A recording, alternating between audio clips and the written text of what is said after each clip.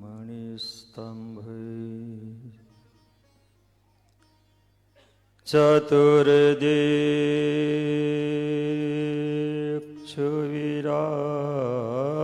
चतुर्दिक्षुविराजितम् तत्र सिंहासने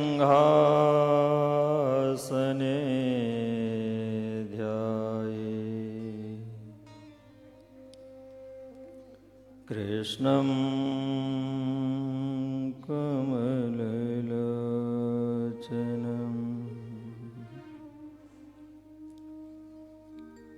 कृष्णं कमलपत्राक्षं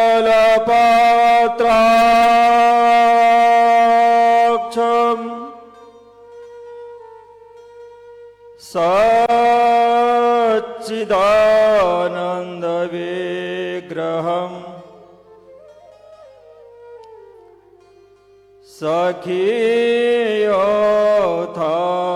सखीयोऽथान्तरचरं प्रणमामि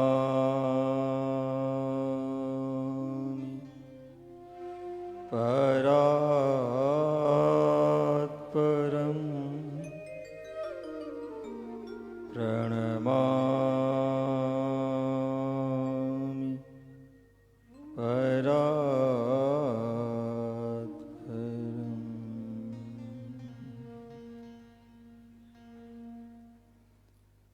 वंदो सद्गुरुचरण को करहो प्रेम प्रणाम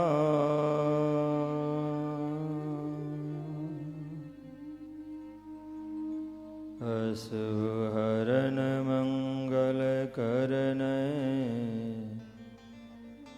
धनि श्रीदेव चंद्र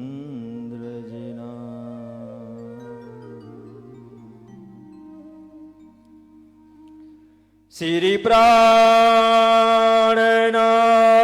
निजमोलपति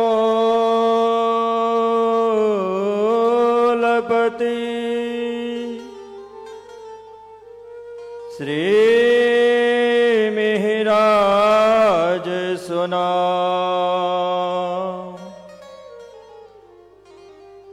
तेज कुंवरी श्यामा युगल पल पल करहु प्रणाम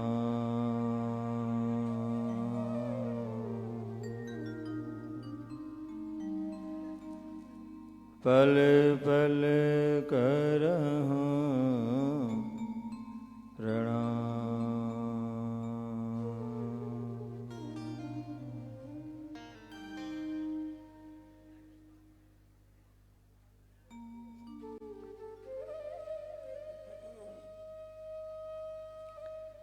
श्री राजश्यामा जी,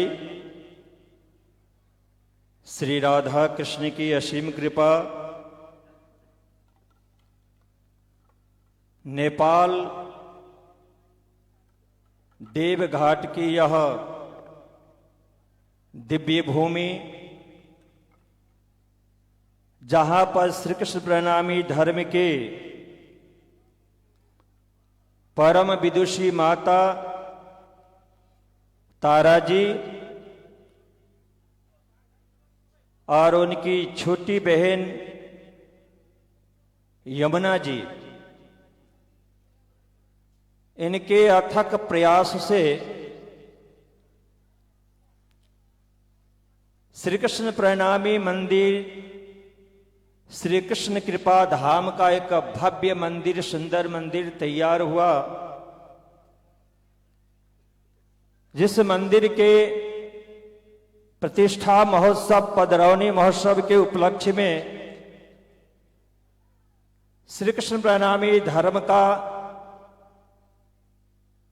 पूज्य ग्रंथ, पठनीय ग्रंथ, आराध्य ग्रंथ, श्रवणीय ग्रंथ और दर्शनीय तारतम सागर ग्रंथ का 108 पारायण, संपूर्ण वेद वेदांत का निचोड़ जिनके लिए निगम कल्प तरोर गलितम फलम कहा गया, ऐसे श्रीमद् भागवत शास्त्र का सप्त दिवसीय 27 पारायण महायज्ञ, जिस यज्ञ की शोभा बढ़ाने के लिए सुंदर साजी को दर्शन देकर के कृतार्थ करने के लिए, अपने वाणी से सराबोर करने के लिए श्री कृष्ण प्रणामी धर्म निजानंद संप्रदाय के परम सम्माननीय जगत गुरु परम पूज्य 108 आचार्य श्री कृष्णमणि जी महाराज की उपस्थिति है। हमारे पास ही यहाँ पे कालिम्पोंग मंगल धाम से पधारे हुए परम सम्माननीय महाराज श्री 108 श्री मोहन प्रियाचार्य जी महाराज, जिनके मुखार बिंद से हम सभी सुंदर साथ जी 7 दिन तक वाणी चर्चा का आनंद लेंगे। श्री 5 नवतनपुरी धाम जामनगर से पधारे हुए परम सम्माननीय महाराज श्री 108 श्री लक्ष्मण देव जी महाराज, जिनके मुखार बिंद से श्रीमद् भागवत शास्त्र का गूढ़ाति गूढ़ रहस्य हमें श्रवण करने को एक सुंदर अवसर मिला। श्री कृष्ण प्रणामी धर्म के अन्य समस्त सम्माननीय लब्ध प्रतिष्ठित परमहंस पीठ के आदरणीय समस्त पीठाधीश्वर, सम्माननीय विद्वज्जन विदुषी माताएं, जिन तीनों गुरुजनों के मुखार बिंद से हमने आशीर्वाद स्वरूप हमने कुछ बातें श्रवण की, ऐसे कबीर साहब के एक सुक्ति के माध्यम से कि संत हमारे आत्मा हम संतन के दास, ऐसे हमारे श्री कृष्ण प्रणामी धर्म के मंच पर विराजमान होकर हिंदू संस्कृति और समस्त मानव जाति के साथ साथ में विश्व कल्याण के लिए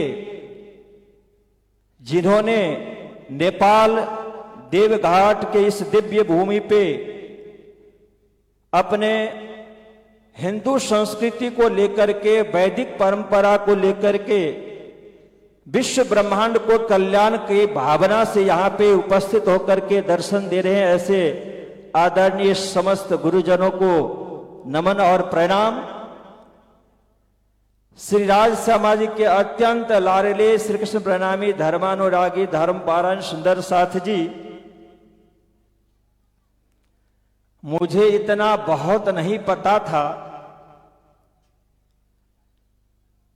कि नेपाल की धरती पर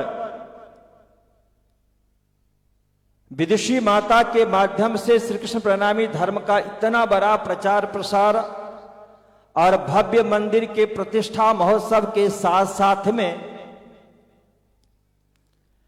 इन्हें प्रचार प्रसार में और अधिक तीव्र गति देने के लिए इन्हें महंत भी बनाया जाएगा, ये पता नहीं था। नहीं तो मैं और कुछ तैयारी से लेकर के आता भेंट लेने देने के लिए, पर ये तारा माता जी बाकी है। अब आपको इस भेंट के लिए महामंगलपुरी धाम में आना पड़ेगा, यमुना महारानी को साथ में लेके। पर बहुत खुशी हो रही है कि श्रीमद् भागवत शास्त्र, जिस श्रीमद् भागवत शास्त्र को हिंदू परंपरा के जितने भी संप्रदाय है या धर्म है या पंथ पैरे हैं, हर एक एक धर्म संप्रदाय बहुत ही दिल से उस ग्रंथ को नमन करते हैं, वंदन करते हैं। क्यों? क्योंकि भागवत के लिए कहा गया है कि यह गलितम फलम है। पर कहां का फल है? अभी यह मंच से यहां पे उपस्थित हमारे परम पूज्य सम्माननीय गुरुजनों का आशीर्वचन मैं भी श्रवण कर रहा था, तो उस समय भी मैंने श्रवण किया कि ये त्रिकाल सत्य है कि इस धरती के ऊपर में जिसे हम वेद कह रहे हैं ना, वो सर्वोपरि ग्रंथ है, वो स्वयंभू है, परमात्मा का स्वरूप है। पर कभी कभी संत महात्मा ऋषि महर्षियों जैसे कि हमें गुरुजनों ने अभी कहा कि इसके अंदर में 1,00,000 मंत्र है। बुझनु चाहता और हिंदी भाषा में कि नेपाली में बोलू औंदे ना नेपाली ना। 1 वर्ष तक आप हमें नेपाल में रहने दीजिए तो मैं नेपाली भाषा अच्छी तरह से बोल पाऊंगा।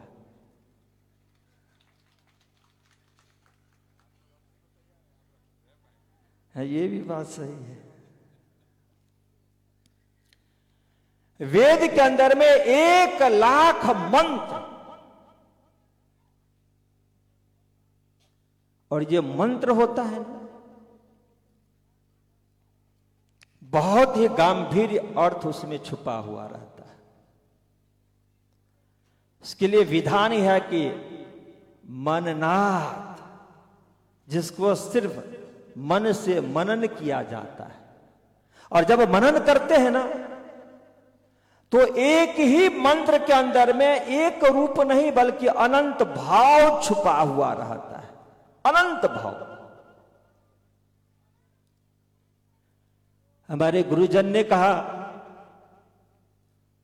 जिसे श्रीमद् भागवत ने और अधिक प्रमाण दे करके पुष्ट किया कि वेदा ब्रह्मात्म विषयास त्रिकांड विषया इमे, कि वेद के अंदर में ब्रह्म और आत्मा का ही बात, और वो 3 विषय से युक्त है, और इन तीनों विषयों के लिए फिर भागवत शास्त्र ने वेद में से जो निर्गलित फल है, वेद का पका हुआ रहस्य गूढ़ है, वेद का आत्मा है, जिसके बिना यह कहा जा सकता है कि हो ना हो उसका कोई अस्तित्व ही ना हो। जैसे हम और आप है ना, क्या दिखता है? आंखें दिखती है, कान दिखता है, मुख दिखता है, नाक दिखता है, हाथ दिखता है। ये 5 कर्म इंद्रिय और ज्ञान इंद्रिय को जो हम देख रहे हैं ना, इसके पीछे छुपा हुआ है एक दिव्य शक्ति जिसको हम जीवात्मा कहते हैं। वो यदि निकल जाए तो यहां बैठे ही हम राम नाम सत्य हो जाते हैं। फिर ले जाया जाता है संगम के पास और दिखा दिया जाता है शरीर को राह कि ये अग्नि है, इसके अंदर में आपका हो गया संस्कार। श्रीमद् भागवत शास्त्र ने कहा कि वेदा ब्रह्मात्म विषया त्रिकांड विषया इमे परोक्षवादा ऋषि परोक्षम तो मम प्रियम, कि त्रिकांडात्मक वेद है, पर उसके अंदर में 4000 जो बातें की गई है मंत्र की, उसमें सिर्फ आत्मा और परमात्मा की बात। और जब आत्मा परमात्मा की बात की जाती है कि यह आत्मा परमात्मा के पास में कैसे जा सकता है, कैसे एक नदी की धारा बहते बहते अपने आप को समुद्र में खो देते हैं, विलीन हो जाते हैं, जिसे वेद की परंपरा में तत्वमसि भी कहा गया, अयम आत्मा ब्रह्म भी कहा गया, सर्वम खलमिदम ब्रह्म भी कहा गया। अभी स्वामी जी हमें एक दृष्टांत दे करके एक बहुत अच्छी बात बता रहे थे, मुझे भी बहुत अच्छा लगा। और फिर मैं सोच रहा था कि वेद में भी यही बात है गीता में भी यही बात है, संतों की वाणी ने भी यही कहा। वेद में कहा कि सर्वम खलमिदम ब्रह्म। गीता में कहा कि मई सर्वमिदम पुरुषोत्तम सूत्रे मणिगणा इव। संतों की वाणी में कहा कि सब घट मेरे साइया सुनी सेज न कोई। महामती प्राणनाथ जी महाराज की बात एक याद आ जाती है, सारी दुनिया जानती है। वेद ने और भी कहा, अणुमय ब्रह्म भी कहा, मनोमय ब्रह्म भी कहा। तो फिर ये अनंत ब्रह्म कहां से हो जाएंगे? पर इन सारी चीजों को समझने के लिए ब्रह्म के तरफ से, ब्रह्म धाम की ओर से इस दुनिया के अंदर में एक शक्ति आती है, जिस शक्ति को कहा जाता है अवतार। वो परमात्मा के पास से, ब्रह्म के पास से, भगवान के पास से, ईश्वर के पास से, देवी देवताओं के पास से कोई एक संदेश लेकर के आते हैं, जिनको हम अवतार कहते हैं, जिनको हम तीर्थंकर कहते हैं, जिनको हम मैसेंजर कहते हैं, जिनको हम पैगंबर कहते हैं। वो कुछ मैसेज लेकर के आते हैं, संदेश लेकर के आते हैं। और वो लेकर के आते हैं कि जो दुनिया के सामान्य लोगों को समझ में नहीं आती है, उस बात को फिर वो समझाते हैं। इसलिए श्रीमद् भागवत शास्त्र ने कहा कि परोक्षवादा ऋषि, जो ऋषि लोग होते हैं ना, वो परोक्षवादी होते हैं। उनकी बात को कभी कभी समझने के लिए हम अविधा से नहीं समझ सकते, लक्षणा से नहीं समझ सकते हैं। उनके गूढ़ रहस्य को समझने के लिए हमें व्यंजना का आश्रय लेना होता है। जैसे कबीर साहब ने कहा कि बरसे कंबल, हाजी भीगे पानी। आकाश से कमल बरसता है क्या? देखा है हम लोगों ने? आकाश से यदि कमल का बरसात हो और पानी भीगता हो, ऐसा कभी होता? पर किसने कहा? कबीर साहब ने कहा। कौन है? जिस कबीर साहब को इस पूरे भूतल के ऊपर में यदि देखा जाए तो उनका ज्ञान, उनकी भक्ति, उनकी साधना सर्वोपरि है।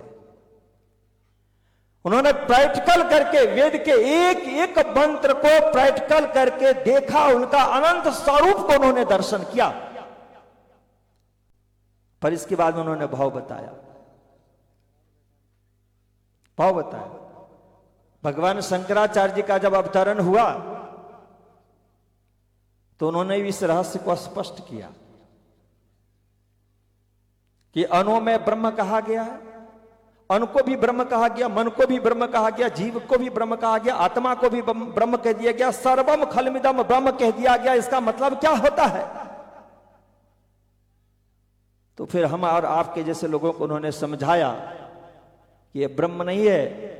उन्होंने कहा कि ब्रह्म दृष्टि उत्कर्षात्, इनकी महिमा को बताने के लिए कि ये अन्न यदि नहीं होगा तो हम लोग जी नहीं पाएंगे, मन नहीं होगा तो हम लोग कुछ भी नहीं कर पाएंगे। तो इसके पास में इतना सामर्थ्य है, उस सामर्थ्य को दिखाने के लिए उनको कहा गया ब्रह्म, बल्कि अन्न ब्रह्म होता नहीं है। ये मैं नहीं, शंकराचार्य जी का भाव। ये कौन है? स्वयं भगवान शिव के अवतार है। और कभी कभी अवतारी पुरुष भी भ्रमित जब हो जाते हैं, उनको फिर अच्छे रास्ते पे ले आने के लिए स्वयं प्रभु को आना पड़ता है, भगवान को आना पड़ता है, ईश्वर को आना पड़ता है, देवी देवताओं को वहां पे प्रकट होना पड़ता है। मुझे लग रहा कि यहां पे जितने भी हमारे सम्माननीय गुरुजन मंच आसीन हैं, उन्हें पता होगा कि एक बार गंगा का तट बनारस,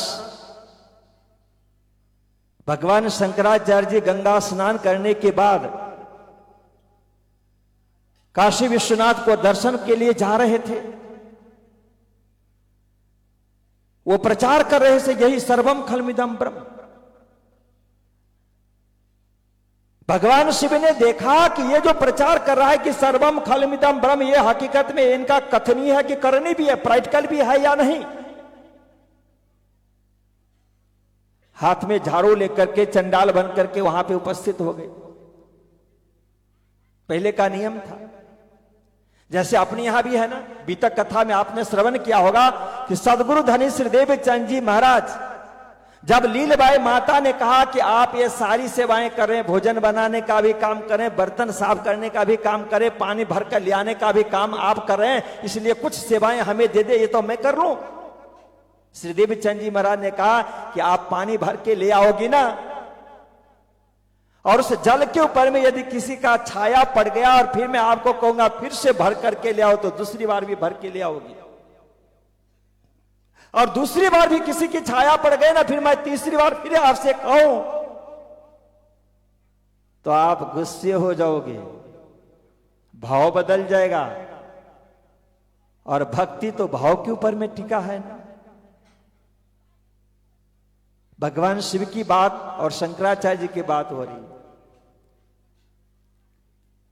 जब शंकराचार्य जी खड़े हुए वहां पे चांडाल के रूप में, भगवान शिव स्वयं वहां पे खड़े हो गए, उनकी छाया पड़ गई। भगवान शंकराचार्य जी ने फिर से गंगा में जाकर के डुबकी लगाई, फिर आए, फिर छाया पड़ गया।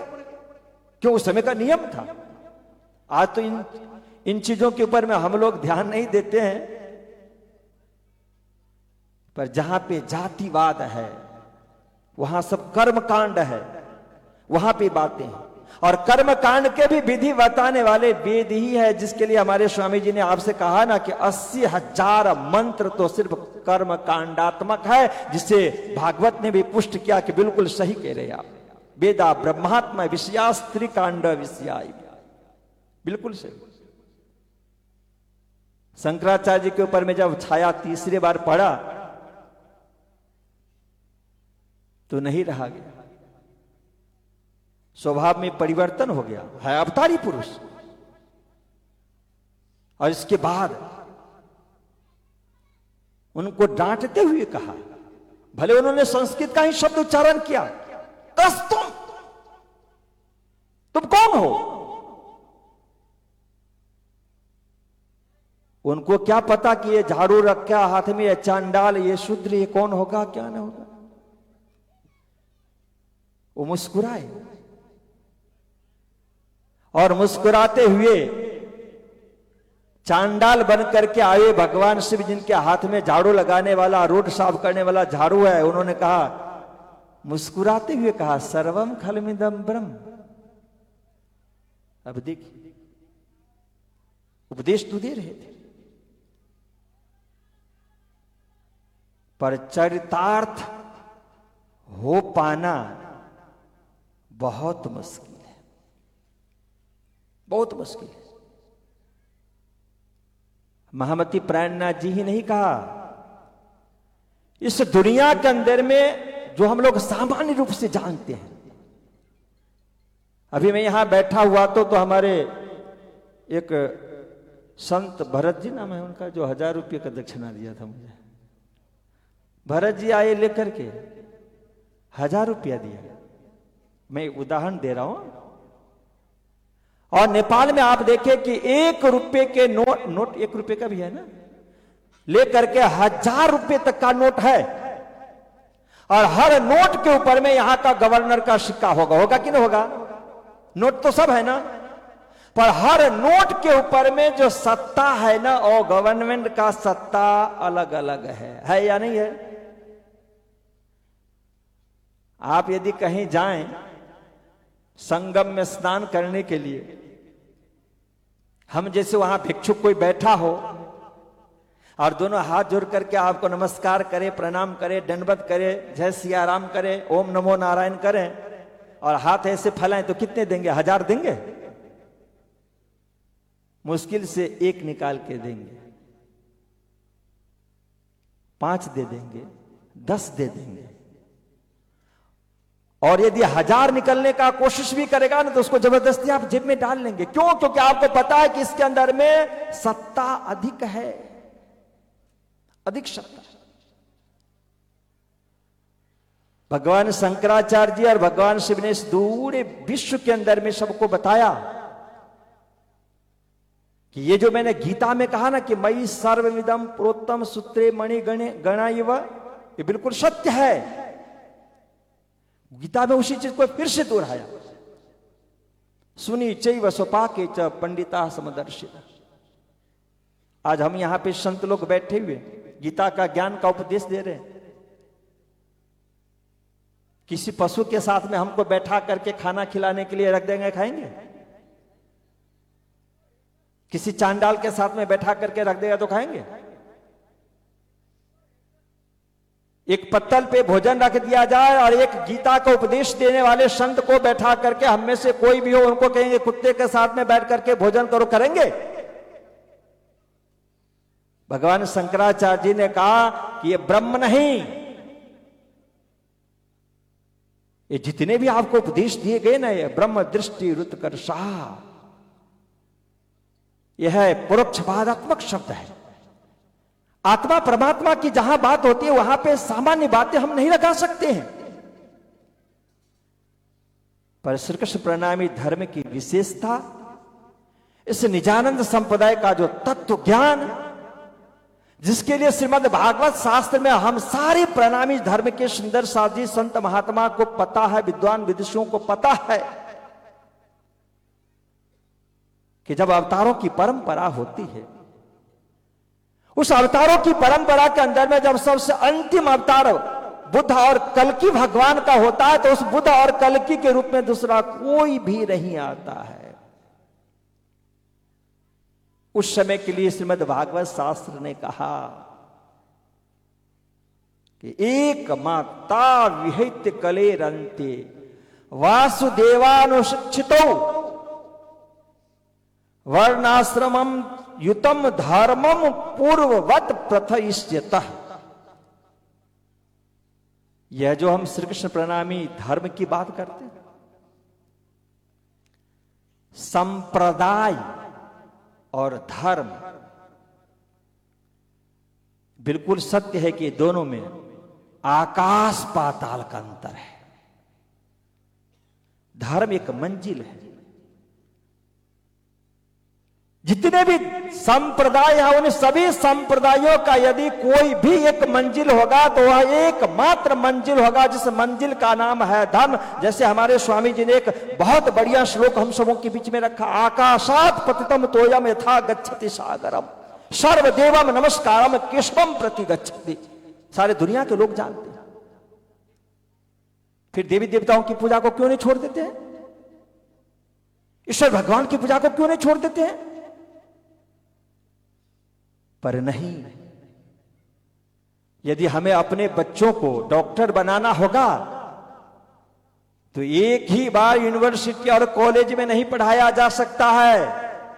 इंजीनियर बनाना होगा तो एक ही बार कॉलेज यूनिवर्सिटी में नहीं फेंक दिया जाएगा उनको उठा करके कि अरे चलो कोई बात नहीं, अभी प्राइमरी में क्यों पढ़ाना, हाई स्कूल में क्यों पढ़ाना, इतना पैसा क्यों खर्च करना, एक ही बार उनको डॉक्टर इंजीनियर बना देना। होता है? क्रम है। उपासना में भी क्रम है। इसलिए इस दुनिया के अंदर में स्वयं बुद्ध और कल्कि का अवतार का आवश्यकता हो, और वह बुद्ध कल्कि कोई भी नहीं, एकमात्र श्रीमद् भागवत शास्त्र, जिसके लिए मैंने कहा कि वेदों का पका हुआ फल जो श्रीमद् भागवत शास्त्र, दुनिया के जितने भी धर्म और संप्रदाय है कहीं न कहीं किसी न किसी तरह से श्रीमद् भागवत शास्त्र के अंदर में जाकर के डूबा हुआ है, खो गया है। ऐसे श्रीमद् भागवत शास्त्र में लिखा हुआ। और आप श्री कृष्ण के संदर्भ में मुझे लग रहा है कि हमारे सभी संतों को भी पता होगा। हमारे पूज्य गुरुजन यहां पे विराजमान है, मधुसूदन शास्त्री जी, बहुत बड़े वेदांत, और वो श्लोक हम प्रणामी सारे सुंदर साथ गाते हैं। वंशी विभूषित का राग अंतिम चरण में बोलता, सबको पता है कृष्णात् परम किमपि तत्त्वमहं न जाने। प्रणामी धर्म के संतों ने नहीं गाया, सदगुरु श्री देवचंद जी और महामती प्राणनाथ जी ने नहीं कहा, बल्कि जिन महापुरुषों ने मंत्र को आश्रय लेकर के, ग्रंथ को आश्रय लेकर के, पुराणों को आश्रय लेकर के भगवत गुणानुवाद में जब हो गए, तो वह ग्रंथ, वह मंत्र उनका साधन बन जाता है। और साधन बन जाने के बाद में परमात्मा का एक नहीं, परमात्मा का तो अनंत स्वरूप है, जिसे तुलसीदास जी ने कहा, हरि अनंत हरि कथा अनंत। और वही तुलसीदास जी महाराज ने वेद के लिए भी कह दिया। तुलसीदास जी महाराज ने कहा, प्रणामी धर्म के संतों ने नहीं कहा, प्रणामी धर्म के किसी ग्रंथ ने भी नहीं कहा, पर तुलसीदास जी महाराज ने ही कहा, जहां वेद कछु अंतर राखा, भजन प्रताप संत तहि भाखा। देखिए, वेद ने अंतर नहीं रखा, पर जब ऋषियों ने खोजा, संत महात्माओं ने खोजा, अवतारी पुरुषों ने जब वेद के उन 4000 मंत्रों के ऊपर में विचार किया, जिसके अंदर में सिर्फ एक मात्र था, आत्मा और परमात्मा के संदर्भ में बात की गई थी, जिसे कहा गया कि परोक्षवादा ऋषियः, उनके लिए कहा। जब उन्होंने खोजने की कोशिश की, नहीं मिला, तो फिर संत महात्मा जब हुए, अनंत समय तक बैठ करके जब मंत्र का चिंतन किया, तो मंत्र चिंतन के बाद में वह मंत्र परमात्मा के अनंत स्वरूप को दर्शन करवाए। इसलिए महामती प्राणनाथ जी महाराज, यह जो तारतम सागर ग्रंथ है, जिनकी चर्चा आप सुनेंगे ना, उस वेद के लिए महामती प्राणनाथ जी ने कहा, पुराणों के लिए भी महामती प्राणनाथ जी ने कहा कि ऐसा मत समझ, इसके अंदर में सब कुछ है। सिर्फ हम ये कभी कभी कह लेते कि वेद अगम कहे उल्टे पीछे, नेक नेक कर गाया, खबर ना पड़ी बिंद उपज्या, कहां से ताथे नाम निगम धराया। आज यदि हम चिंतन करने के लिए बैठे, सत्संग करने के लिए बैठे, चर्चा करने के लिए बैठे,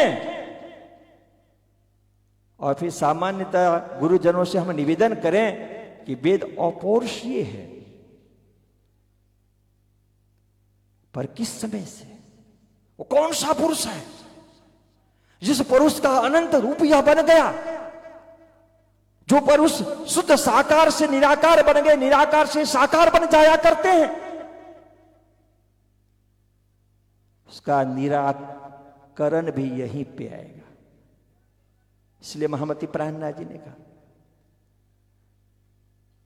कि वेद ने भी पाया, निगमे गम कहिया ब्रह्म को।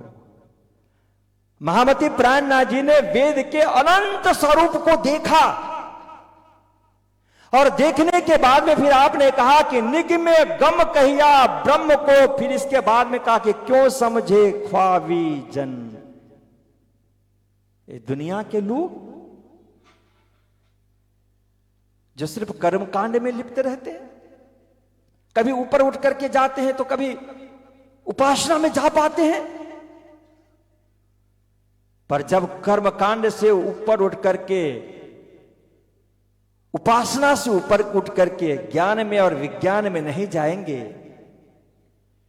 तो वेद का जो गूढ़ाति गूढ़ रहस्य है, उस गूढ़ रहस्य के अंदर में परमात्मा का जो अनंत स्वरूप है, जिसके लिए हमारे स्वामी जी कह रहे थे ही और भी।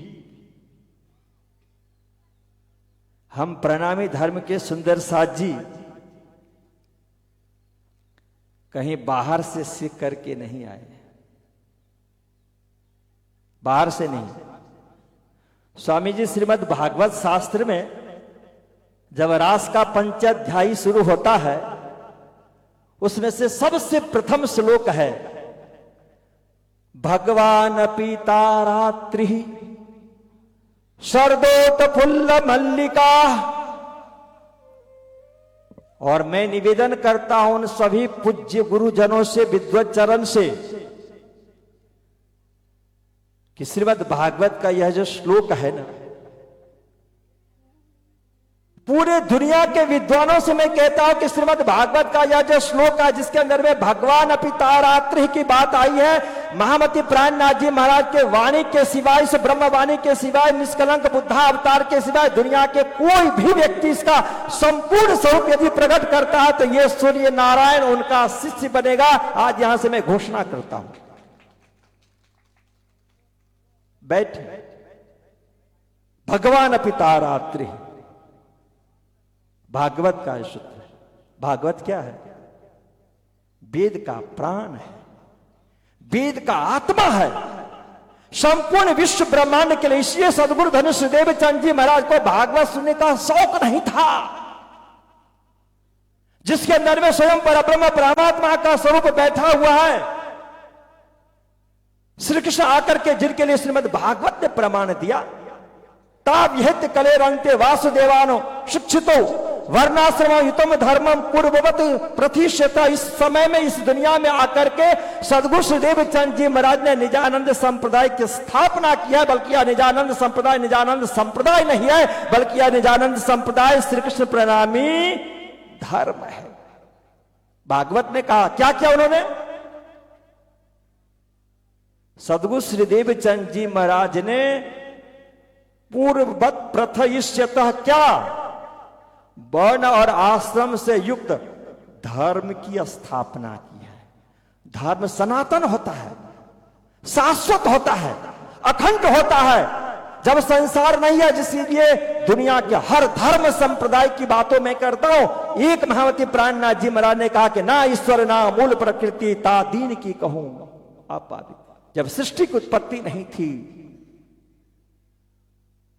अनादिकालीन होते हुए भी, उस समय यदि कहीं भी कोई परंपरा है, सिद्धांत है, तो वह परंपरा, वह सिद्धांत श्री कृष्ण प्रणामी धर्म, श्री कृष्ण प्रणामी धर्म। श्री कृष्ण प्रणामी धर्म का तात्पर्य नहीं जिसके अंदर में हम श्री कृष्ण प्रणामी धर्म के अनुयायी सुंदर साथ जी सुंदर साथ मन करके भक्ति करते हैं, सेवा करते हैं, ये नहीं। जब हम नहीं थे, जब तक इस दुनिया के अंदर में सदगुरु श्रीदेव चंद जी महा का अवतरण नहीं हुआ था, महामती प्राणनाथ जी महा का अवतरण नहीं हुआ था, यह वाणी प्रकट नहीं थी, उससे पूर्व की बात है। आज देख ले सनातन की व्याख्या, चाहे आप हिंदी संस्कृति में देख ले, व्याकरण की दृष्टिया से आप देख ले, उसका एक ही अर्थ नहीं होता, अनंत भाव है। पर यदि आप बहुत डिप्थ में जाएंगे, बहुत गहराई में जाएंगे, वो यदि चिंतन करेंगे,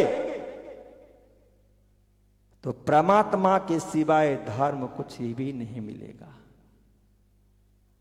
इसीलिए श्री कृष्ण जी ने गीता में कहा था कि संपूर्ण विश्व ब्रह्मांड के अंदर में, और संपूर्ण विश्व ब्रह्मांड मुझ में पिरोया हुआ है। इसीलिए और उसी समय और उस अर्थ को अभिव्यक्ति के लिए ही आप सर्वम खलमिदम ब्रह्म, इसको आप सार्थक कर सकते, सार्थक करते। पर जब व्यवहार में आएंगे तो व्यवहार सबका अलग अलग होता है। गीता का वह श्लोक हर एक एक संत महात्मा को ज्ञान है, सब जानते हैं।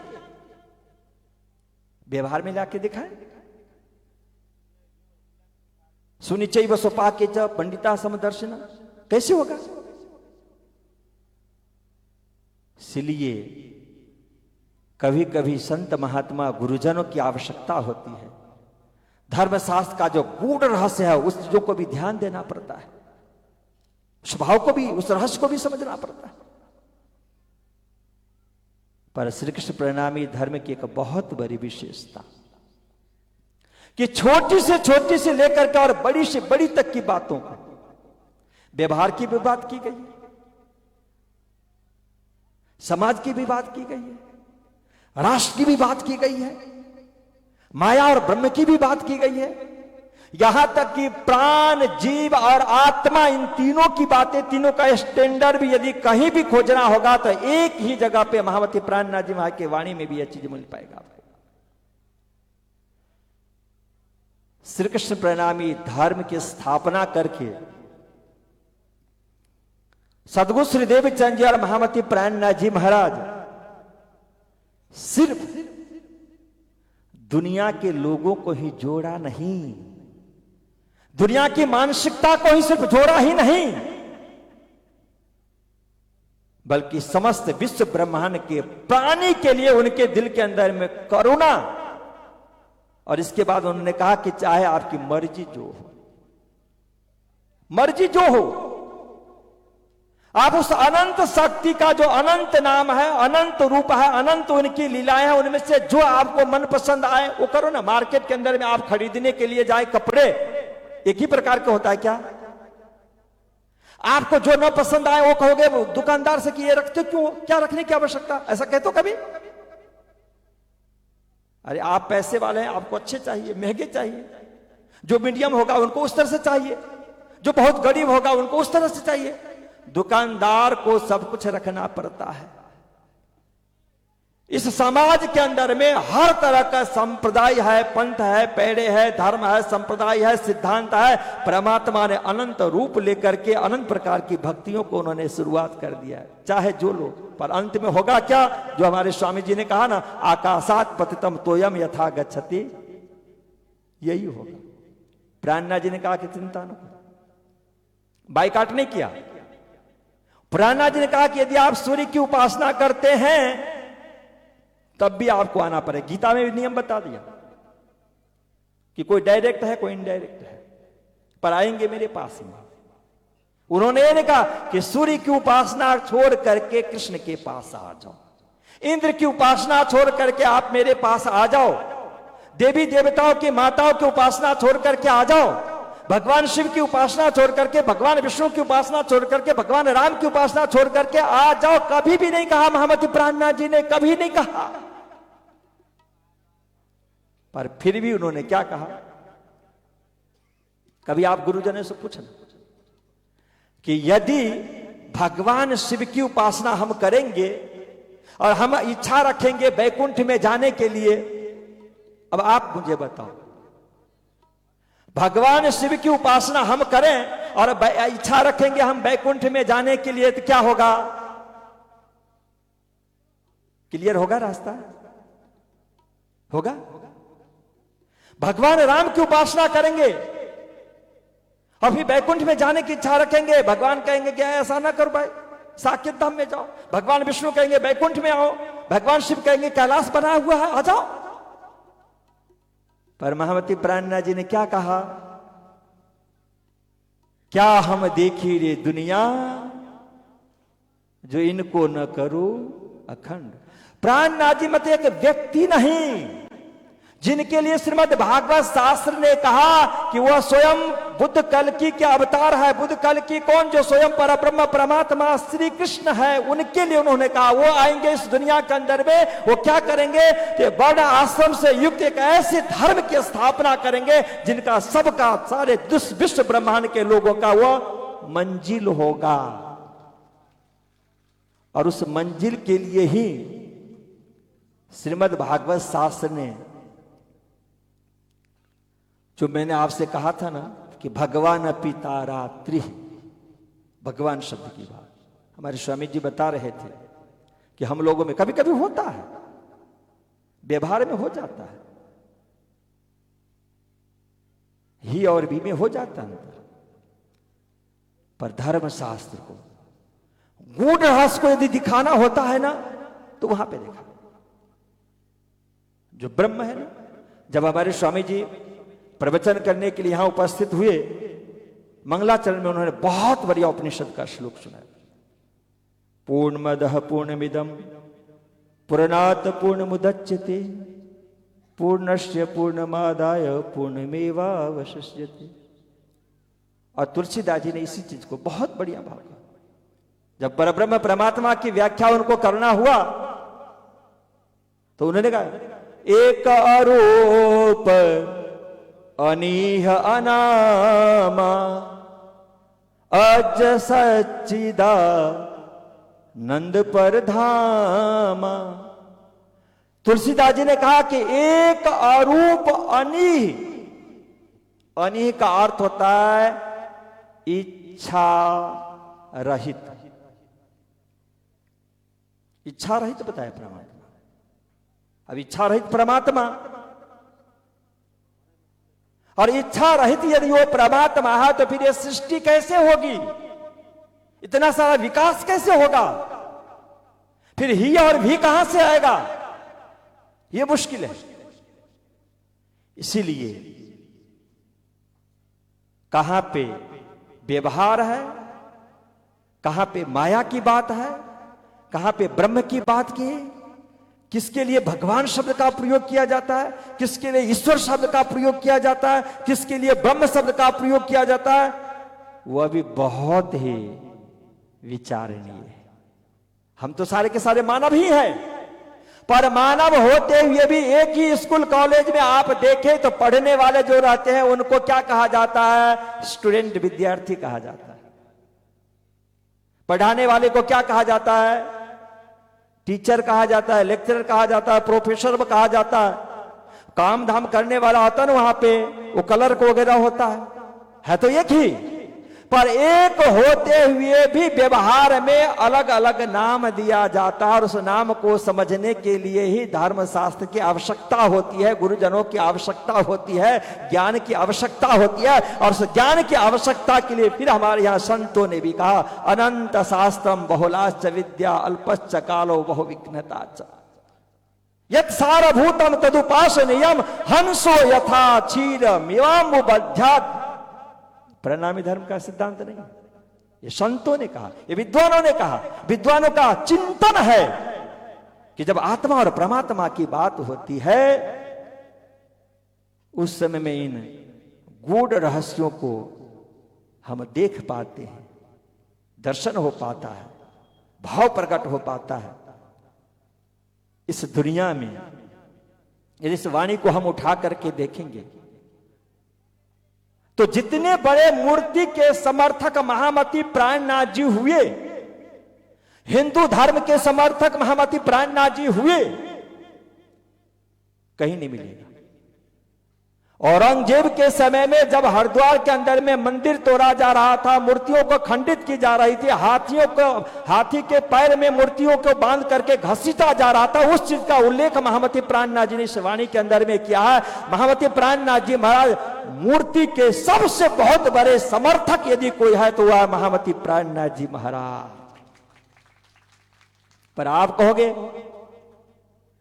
हमारे स्वामी जी का एक सुंदर भाव था, मुझे भी अच्छा लगा, मैं भी इस चीज को मानता हूं कि ये होना चाहिए। इतना सुंदर भव्य मंदिर बने,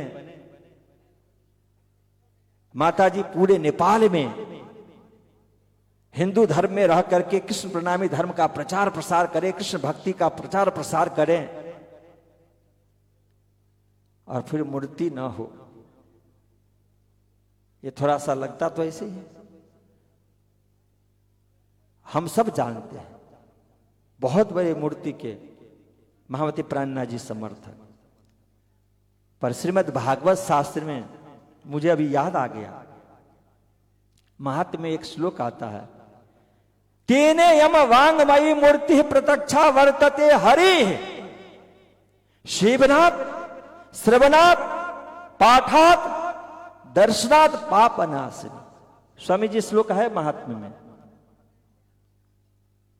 तेने यम वांगमयी मूर्ति। अब मैं मंत्र के ऊपर में आता हूं,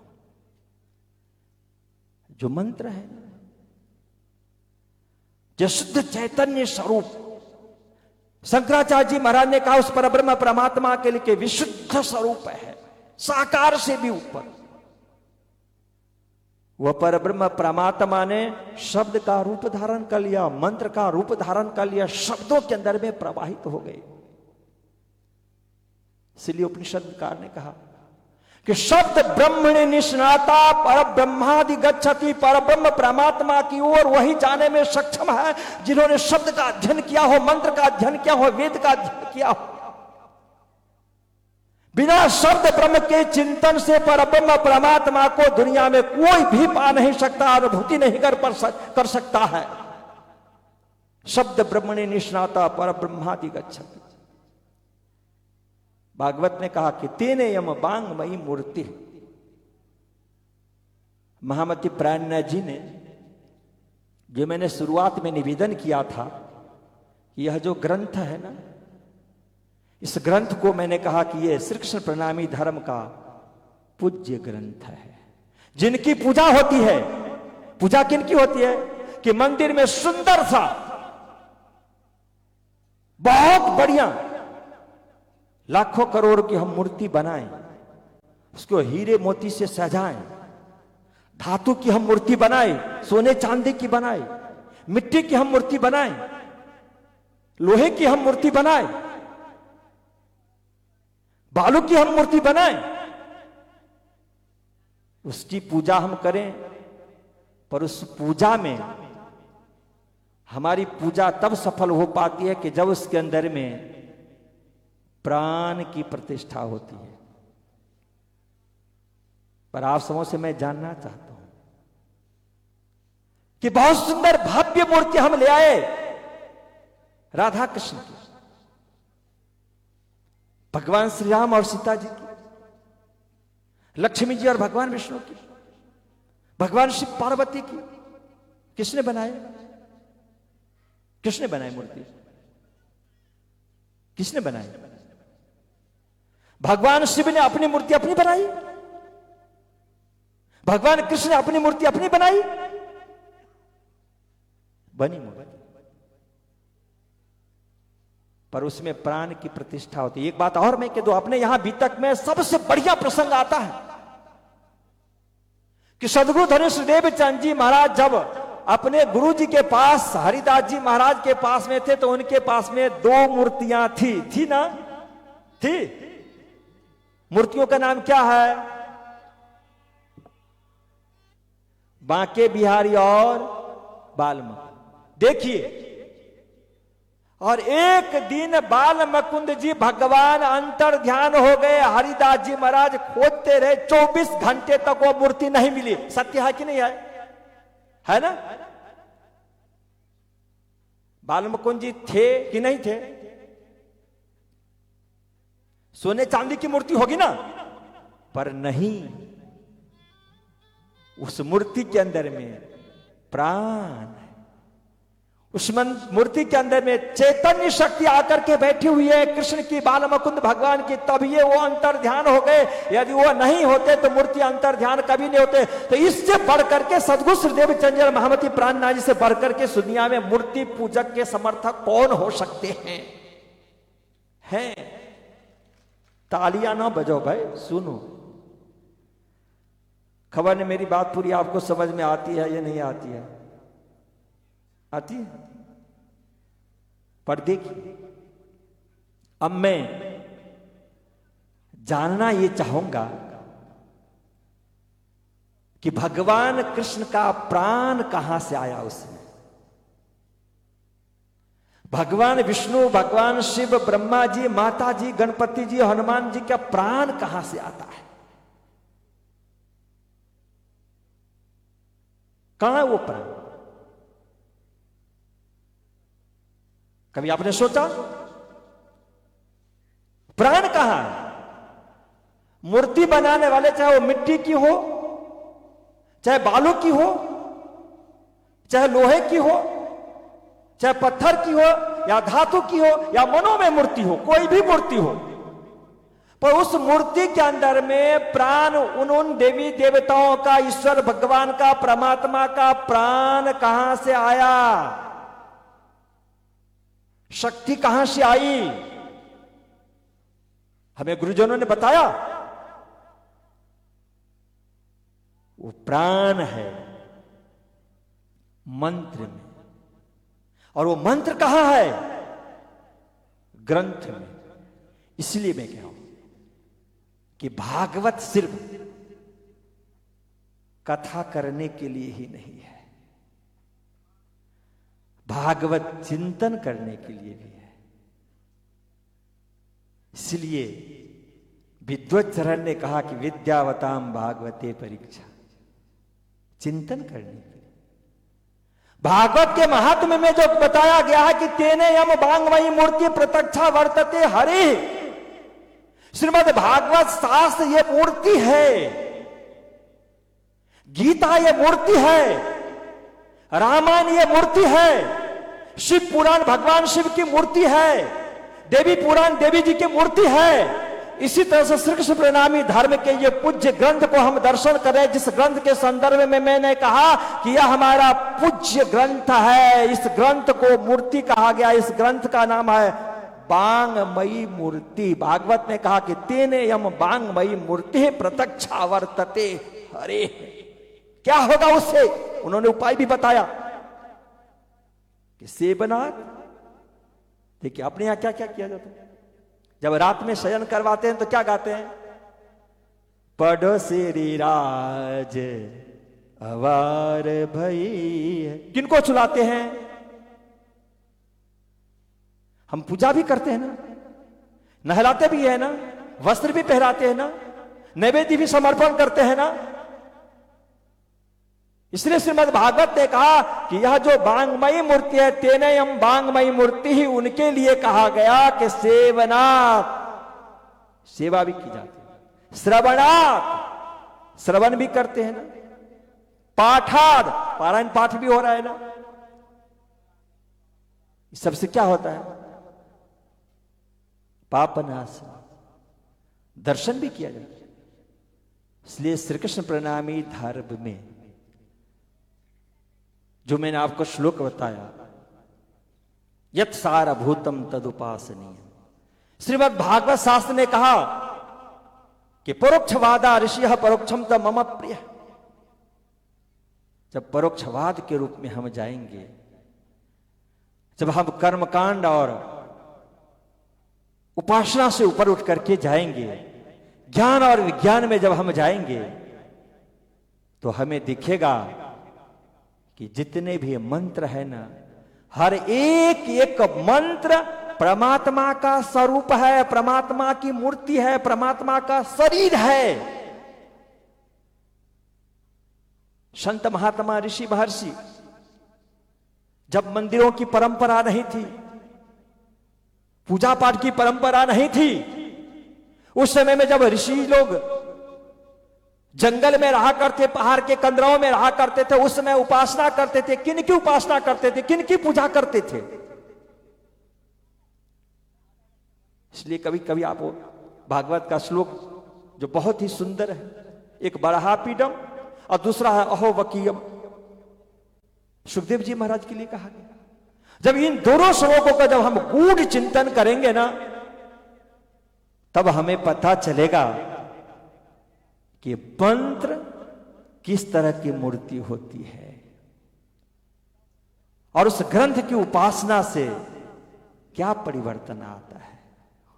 इस ग्रंथ की उपासना करने से, पारायण करने से, पाठ करने से, दर्शन करने से, जैसे एक यज्ञ कुंड के अंदर में आहुति दिया जाता है ना, मंत्र बोल के दिया जाता है। जब हम जो भी पदार्थ वहां पे अभिमंत्रित करके देते हैं, उस मंत्र से वह वस्तु, वह पदार्थ अभिषिक्त हो जाता है, मंत्र स्पर्श करता है, और इसके बाद में जब वो धुएं निकलते हैं तो जहां तक हो जाता है, वहां की भूमि पवित्र होती है, आकाश पवित्र होता है, भूतल भूमंडल पवित्र होता है, लोगों को कल्याण होता है। इसी तरह से इस ग्रंथ के पारायण, पूजा पाठ, उपासना, जो मानवकृत मूर्तियां हैं, उन मानवकृत मूर्तियों की अपेक्षा रामायण मानवकृत नहीं है, गीता मानवकृत नहीं है, भागवत मानवकृत नहीं है। आप देखो, भगवान श्री राम की लीला आज से लगभग 15,000 साढ़े 15,000 वर्ष पूर्व हुई। वाल्मीकि जी को छोड़ दीजिए, तुलसीदास जी महाराज ने रामायण प्रकट किया, रामायण लिखा कब? 550 वर्ष हुआ। भगवान के राम के टाइम में वो थे, पर क्या हुआ, भगवान श्री राम के जैसे 15,000 वर्ष पूर्व की जितने भी लीलाएं थे ना, उन सभी लीलाओं को तुलसीदास जी महाराज ने मंत्र जाप करके भगवान श्री राम भगवान की संपूर्ण विग्रह, उनकी संपूर्ण लीलाओं को उन्होंने दर्शन किया। इसके बाद में शब्दों के अंदर में समाहित किया। किन को समाहित किया? भगवान श्री राम की अनंत लीलाओं को समाहित किया। इसलिए रामायण भगवान श्री राम और जगत जननी सीता महारानी का मूर्ति है, स्वरूप है, उनका शरीर है, पर क्या वांग्मय स्वरूप। भागवत राधा कृष्ण का स्वरूप है, गीता भगवान श्री कृष्ण का स्वयं का स्वरूप है।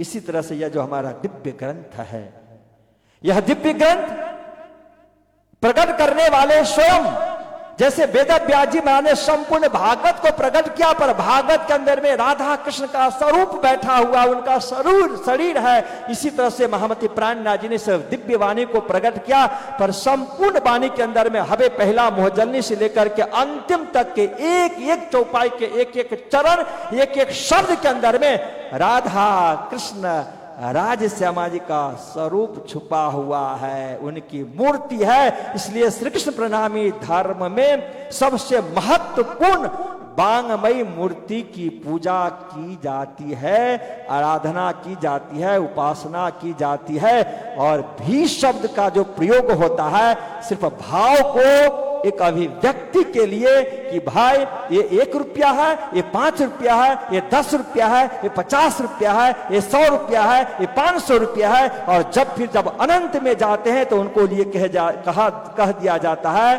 कि ये 1000 रुपया है। जब 1000 रुपया की बात आती है तो वहां पे न तो देवी देवता होते हैं, न वहां पे ईश्वर भगवान होते हैं, वहां पर एकमात्र हो जाता है जिसको हम कहते हैं पर ब्रह्म। तो उस पर ब्रह्म को बोध कराने के लिए ही भगवान शब्द का प्रयोग दिया जाता है, या देवी देवताओं का शब्द का प्रयोग किया जाता है। और जब कभी भी इन रहस्यों के ऊपर में हमें कभी चिंतन करना होता है तो फिर हमारे बीच वेद होता है, हमारे बीच पुराण होते हैं, हमारे बीच संहिता और तंत्र होता है, हमारे बीच व्याकरण और न्याय होता है, हमारे बीच संतों की वाणी होती है। और इसके बाद फिर हम बैठ करके गुप्त चिंतन करते हैं और उन रहस्य को प्रकट करके फिर इसके बाद में संतों के पास, समाज के पास पहुंचाया जाता है। बहुत अधिक समय लिया होगा तो फिर आप हमें जरूर से जरूर क्षमा करें। मैं इन्हीं शब्दों के साथ विराम लेना चाहूंगा कि यह हमारा श्री कृष्ण प्रणामी धर्म सिर्फ निजानंद संप्रदाय ही नहीं है, बल्कि यह श्री कृष्ण प्रणामी धर्म है। यह धर्म संपूर्ण विश्व ब्रह्मांड के जितने भी प्रकार के भक्त हो, चाहे वो किसी भी देवी देवताओं की उपासना क्यों नहीं करता हो, और जो नहीं करता हो, जो निंदा और शिकायत भी करता हो, जो गालियां भी देता हो, उनको भी यदि कल्याण करने का एकमात्र कोई रास्ता है तो वह रास्ता है श्री कृष्ण की भक्ति और अनन्य प्रेम लक्षणा की भक्ति। यदि आप गाली दें तब भी कल्याण किया। किनको? महाभारत में आप देखें, महाभारत में 100 गालियां दी शिशुपाल ने। किनको दिया? भगवान कृष्ण। और उनके लिए भी कहा गया, महामती प्राणनाथ जी ने कहा कि उनको भी कल्याण कर दिया किसने? कृष्ण ने। अरे भाई गालियां दी पर नाम तो कृष्ण का आया ना। इसलिए तुलसीदास जी महाराज ने क्या लिखा कि तुलसी अपने राम को रिज भजो के खीज, उल्टो सुल्टो उग ही जो खेतर में बीज। तो यह निजानंद संप्रदाय श्री कृष्ण प्रणामी धर्म, आप इनको मुसलमान का धर्म कहे तो, कुरान की बात कहें तो, यह तो संपूर्ण विश्व ब्रह्मांड को कल्याण करने के लिए परब्रह्म परमात्मा श्री कृष्ण ने अपने अनंत रूप धारण करके सबको समाहित किया है, सबको मंगल करने के लिए इस दुनिया के अंदर में यह ब्रह्मवाणी श्री कृष्ण भक्ति अनन्य प्रेम लक्षणा भक्ति के रूप में प्रकट हुई है, जिसका प्रचार प्रसार हमारे नेपाल की इस दिव्य धरती पे समस्त आदरणीय गुरुजन, विद्वान और विदुषी लगे हुए हैं, जिसके अंदर में निश्चल किसी भी तरह का छल नहीं है, कपट नहीं है, सिर्फ एकमात्र प्रेम है। महामती प्राणनाथ जी ने उन्हें शिक्षा दी है, अपना दिल दे उनका लीजिए। प्रेम से हम सेवा करते हैं, समाज की सेवा करते हैं, राष्ट्र की सेवा करते हैं, धर्म की सेवा करते हैं, हिंदू सनातन धर्म की सेवा करके, और हिंदू सनातन धर्म की हम सदैव जय जयकार करते रहते हैं। तो जय जयकार सदैव हम करते रहें। इसी मंगल कामना के साथ महामंगलपुरी धाम का आशीर्वाद, सूर्य नारायण का प्रणाम। आइए दोनों हाथ ऊपर उठा करके हम जयकारा लगाएंगे विराम के लिए। बोलो श्री प्राणनाथ प्यारे की, श्री कृष्ण कन्हैया लाल की, सदगुरु महाराज की, शुद्ध सनातन श्री कृष्ण प्रणामी धर्म की, सर्व सुंदर साथ की, समस्त गुरुजनों की प्रणाम।